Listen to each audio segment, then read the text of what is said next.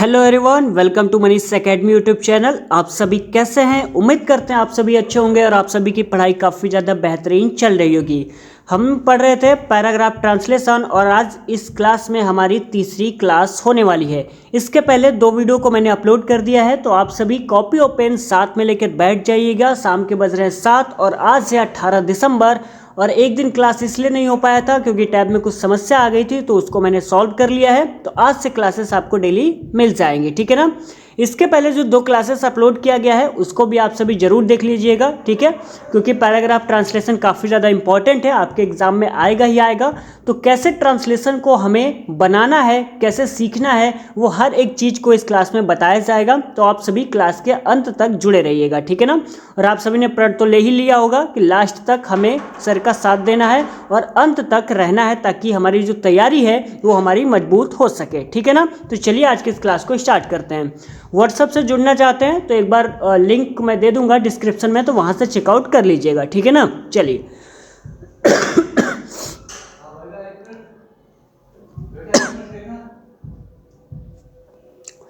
Question क्या कह रहा है? भारत तेजी से उन्नति कर रहा है, ठीक है ना।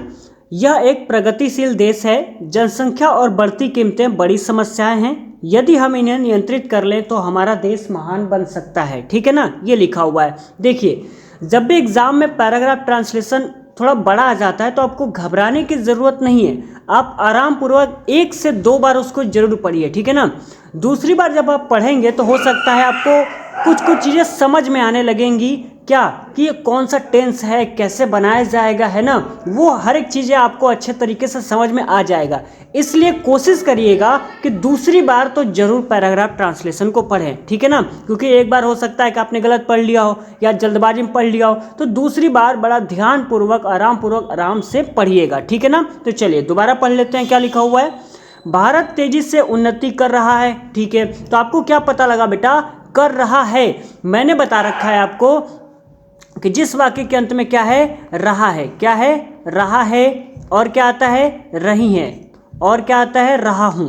ये सारे वर्ड जहां पर भी आते हैं बेटा, वो आपके क्या कहलाते हैं? Present continuous tense. और इसका जो रूल होता है वो होता है सब्जेक्ट प्लस में इज, एम, आर, तीनों में से किसी एक का प्रयोग करते हैं, प्लस में मेन वर्ब की आईएनजी फॉर्म और प्लस में ऑब्जेक्ट का प्रयोग करते हैं। क्लियर? यानी कि रहा है, रही है, रहा हूं, ये वर्ड आपको याद करने ही करने हैं, तभी जाके आप पहचान पाएंगे कि ये कौन सा टेंस है, ठीक है ना। तभी तो आप इस रूल को अप्लाई कर पाएंगे, वरना कहाँ कर पाएंगे।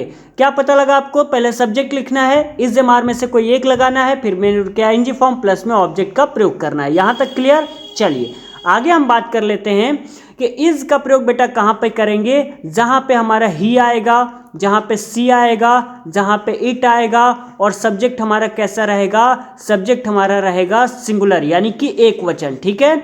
और आर का प्रयोग बेटा वहां करेंगे जहां पे आएगा यू आएगा, वी आएगा और दे आएगा। वहां पे किसका प्रयोग करेंगे?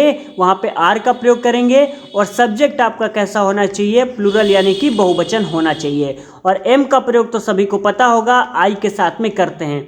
यानी कि ये जो रूल लिखवाया गया है ना, उसका स्क्रीनशॉट ले लीजिएगा, या तो कहीं पे नोट्स में उसको लिख लीजिएगा। हालांकि आप नहीं लिखेंगे ना तो बस यही होगा कि पहचान नहीं पाएंगे कि टेंस कौन सा है, तो उससे बस समस्याएं आपको होंगी, है ना। और ये जो सीरीज है चालू ही इसलिए किया गया है ताकि आपकी जो भी समस्याएं हैं उसको मैं सॉल्व कर पाऊँ, ठीक है। सॉल्व मैं कैसे कर पाऊंगा? जो मैं यहाँ पे लिखवा रहा हूँ उसको आप लिखें, उसको प्रैक्टिस करें, तभी जाके जो समस्या है ना आपकी वो दूर हो पाएंगी। तो प्लीज़ कोशिश करिएगा। 0 लेवल से इस क्लास को स्टार्ट किया गया है। मैं चाहता हूं कि जब भी ये क्लास ख़त्म हो तो आपके मन में एक ही दिमाग में आना चाहिए कि बस मैं ग्रामर को बहुत अच्छे से समझ गया हूं, मैं अच्छा नंबर ला लूँगा, ठीक है ना। ये आपके दिमाग में आना ही आना चाहिए, ठीक है। तो चलिए अब हम क्या करते हैं, ट्रांसलेशन को बना लेते हैं। क्या लिखा हुआ है? भारत तेजी से उन्नति कर रहा है। तो भारत आपका क्या है? सब्जेक्ट है ना, तो भारत को अंग्रेजी में क्या बोलेंगे? इंडिया बोलेंगे। तो लिखते हैं यहाँ पे इंडिया, ठीक है ना। हेल्पिंग वर्ब क्या लगाएंगे बेटा? तो इज लगाएंगे। क्या लगाएंगे? इज लगाएंगे। उसके बाद में उन्नति का क्या होगा? प्रोग्रेस होगा। क्या होगा? प्रोग्रेस। हाँ, स्पेलिंग मैंने सही लिखा है, मुझे लगा गलत हो गया। तो प्रोग्रेसिंग हो जाएगा। क्यों? क्योंकि उसमें मेन वर्ब के आईएनजी फॉर्म जोड़ना है, तो प्रोग्रेसिंग हो जाएगा। उसके बाद में लिखेंगे रैपिडली, यानी तेजी से उन्नति कर रहा है ना, तो रैपिडली हो जाएगा। यहाँ पे पूर्ण विराम है तो हम हेल्प यहाँ पे हम फुल स्टॉप का लगाएंगे, ठीक है। उसके बाद लिखा हुआ है यह एक प्रगतिशील देश है, तो इसको कैसे बनाएंगे, तो लिखेंगे इट इज़ अ, क्या लिखेंगे, इट इज़ अ, उसके बाद में डेवलपिंग कंट्री, क्या लिखेंगे, डेवलपिंग कंट्री, ठीक है ना, डेवलपिंग कंट्री। कुछ समझ में आया आपको, इतनी बात क्लियर हो गई। भारत तेजी से उन्नति कर रहा है तो इंडिया इज प्रोग्रेसिंग रैपिडली कैसे आया, इंडिया सब्जेक्ट हो जाएगा, helping verb is am are में से किसी एक का प्रयोग कर लिया, मेन वर्ब के आईएनजी फॉर्म तो उसमें मैंने आईएनजी ऐड कर दिया। उन्नति का इंग्लिश होता है प्रोग्रेस, क्या होता है प्रोग्रेस होता है, ठीक है ना, और तेजी से का क्या होता है, रैपिडली होता है। तो ये हो गया, यह एक प्रगतिशील देश है तो यह का हो जाएगा इट, हेल्पिंग वर्ब मैंने इज लगा लिया। ए प्रगतिशील का होता है डेवलपिंग और देश का होता है कंट्री, तो it is a developing country हो गया, ठीक है। आगे लिखा हुआ है जनसंख्या और बढ़ती कीमतें, क्या लिखा हुआ है, जनसंख्या और बढ़ती कीमतें बड़ी समस्याएं हैं। तो सबसे पहले हमें सब्जेक्ट लिखना होगा, क्या, जनसंख्या लिखना होगा और लिखना होगा बढ़ती कीमतें, इनका स्पेलिंग लिखना होगा। तो जनसंख्या को आपको पता होगा इंग्लिश में क्या बोलते हैं, द पॉपुलेशन, क्या बोलते हैं, द पॉपुलेशन। तो लिख लेते हैं द पॉपुलेशन एंड द, और है ना, तो एंड द, उसके बाद में बढ़ती कीमतों को क्या बोलेंगे, राइजिंग प्राइजेस, क्या बोलेंगे, राइजिंग प्राइजेस, ठीक है ना। आर बिग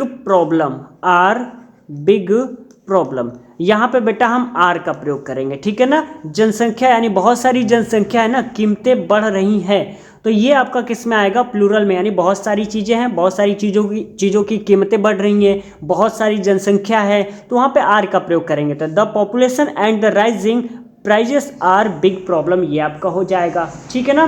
चलिए आगे क्या लिखा हुआ है, यहाँ पे हम फुल स्टॉप लगाएंगे ना, ठीक है। आगे लिखा हुआ है यदि हम इन्हें नियंत्रित कर लें, क्या लिखा हुआ है, यदि हम इन्हें नियंत्रित कर लें, तो यदि को इंग्लिश में बोलते हैं इफ़, क्या बोलते हैं, इफ़, तो यहाँ पे लिखते हैं इफ़, ठीक है। उसके बाद में सब्जेक्ट हमारा क्या है, हम, तो लिखेंगे वी, तो इफ़ वी, उसके बाद में लिखेंगे कंट्रोल, क्या लिखेंगे, कंट्रोल देम, क्या लिखेंगे, कंट्रोल देम, ठीक है ना। यदि हम इन्हें नियंत्रित कर लें तो इफ़ वी कंट्रोल देम, आगे फुल स्टॉप नहीं लगाएंगे, क्या लगाएंगे, कॉमा लगाएंगे। फुल स्टॉप लगाएंगे ना तो ये हो जाएगा गलत, क्योंकि एक सेंटेंस कंप्लीट होने के बाद ही हम फुल स्टॉप लगाते हैं, लेकिन यहाँ पे क्या है, कॉमा लगा है तो हम यहाँ पे कॉमा का यूज करेंगे। आगे लिखा हुआ है तो हमारा देश महान बन सकता है, तो की इंग्लिश हम लिख लेते हैं देन, क्या लिखेंगे, देन। सॉरी यहाँ पे क्या है ना, कुछ कर्सर वर्सर दिख तो रहा नहीं है, तो मुझे बहुत समस्या हो रही है कि मैं कहाँ लिख रहा हूँ, मुझे खुद ही नहीं पता है, तो अंदाजे से मैं बस लिख पा रहा हूँ स्क्रीन पे, बस यही सारी समस्याएं चल रही हैं, ठीक है ना। हालांकि बनवा कर लाया हूँ तो थोड़ी सी समस्या ये है कि जो कर्सर है वो गायब है, कि मैं कैसे लिखूँ मुझे समझ में नहीं आ रहा है, तो मुझे जहाँ अंदाज़ा लग रहा है वहाँ लिख पा रहा हूँ, इसीलिए इतनी सारी मिस्टेक हो रही है, ठीक है ना। तो को क्या लिखेंगे, देन। उसके बाद में हमारा देश तो लिखेंगे आवर कंट्री। अब आप खुद देख सकते हैं मैं लिख कहाँ रहा हूँ, है ना। अब कहाँ लिखना है, हाँ यहाँ, आवर कंट्री, क्या लिखेंगे, आवर कंट्री लिखेंगे। उसके बाद में बेटा क्या लिखेंगे, कैन, सत्ता शक्ति के लिए मैंने पिछली क्लास में बताया था, कैन या कुड का प्रयोग करेंगे तो कैन का प्रयोग करेंगे। उसके बाद में लिखेंगे बिकम, उसके बाद में क्या लिखेंगे, ग्रेट, क्या लिखेंगे, ग्रेट, ठीक है ना। ये आपका कंप्लीट हो गया। तो India is progressing rapidly, it is a developing country, the population and the rising prices are big problem, if we control them then our country can become great.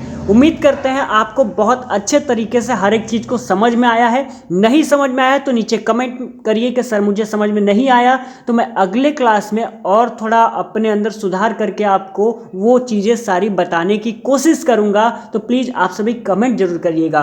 Class अच्छा लगा होगा तो एक इमोजी भेज दीजिएगा हार्ट वाला कि sir class मुझे बेहतरीन लगा था, समझ में आया था, क्योंकि आप लोग जब तक बताएंगे नहीं तो मुझे समझ में नहीं आएगा कि आपको क्लासेस समझ में आ रही हैं या नहीं आ रही हैं, ग्रामर सीरीज का कोई फ़ायदा हो रहा है या नहीं हो रहा है, ठीक है ना। तो आप सभी ज़रूर बताइएगा। मिलते हैं अगले लेक्चर में, तब तक के लिए बहुत बहुत धन्यवाद।